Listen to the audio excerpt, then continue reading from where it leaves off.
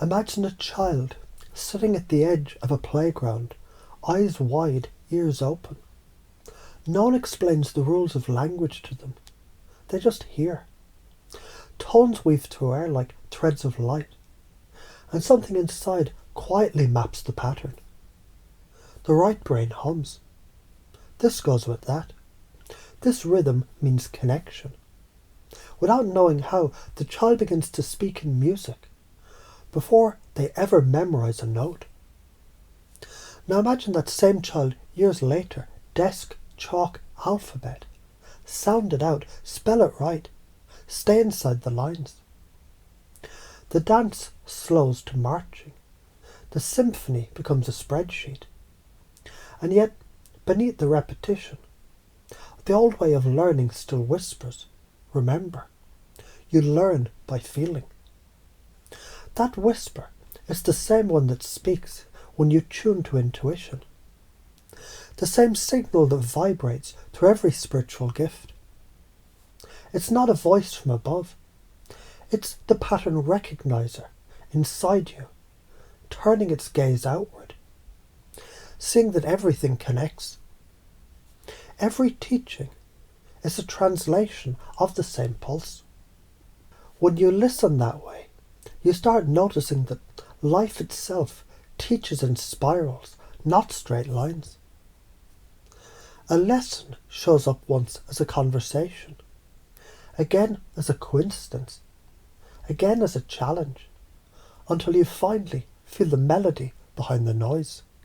That's what people call activation. It's not new information. It's an old pattern lighting up with new electricity. Science and spirit, they aren't opposites in this. Neural networks grow by pattern recognition. Synapses fire together, wire together. The soul learns the same way. Resonance reinforces connection. Every time you follow curiosity, you strengthen the pathway that says, I trust the unknown. Every time you freeze in perfectionism, you reinforce the one that says, I must control. So, teaching, real teaching, isn't drilling. It's reminding someone of what they already know how to do. Notice patterns, assign meaning, improvise meaning again. You can't teach jazz by diagramming it. You invite someone to feel where the beat lives inside their chest. And suddenly, they're not copying, they're creating. And that's the big picture most systems forget. The universe doesn't grade you on accuracy. It measures expansion. When you overanalyze, you constrict.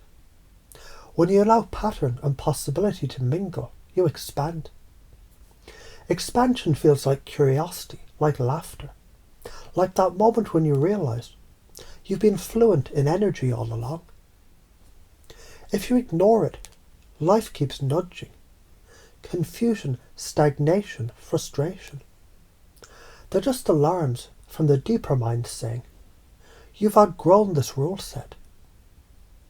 If you answer, if you follow the thread of fascination instead of the checklist of correctness, then the structure dissolves back into song. And your intuition starts conducting again. So maybe learning and teaching isn't about collecting facts or channeling light or memorizing mantras. Maybe it's about remembering the rhythm. Every breath a beat, every insight an improvisation, every mistake a modulated chord that still fits the greater harmony. You don't need permission to learn like that. You already are.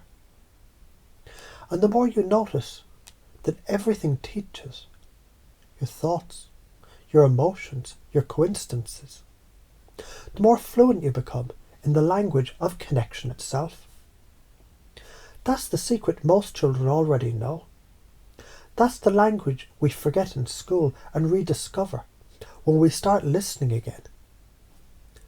And when you really listen long enough, you realize all teaching is remembering.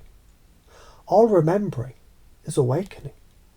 And all awakening, it's simply the universe learning through you.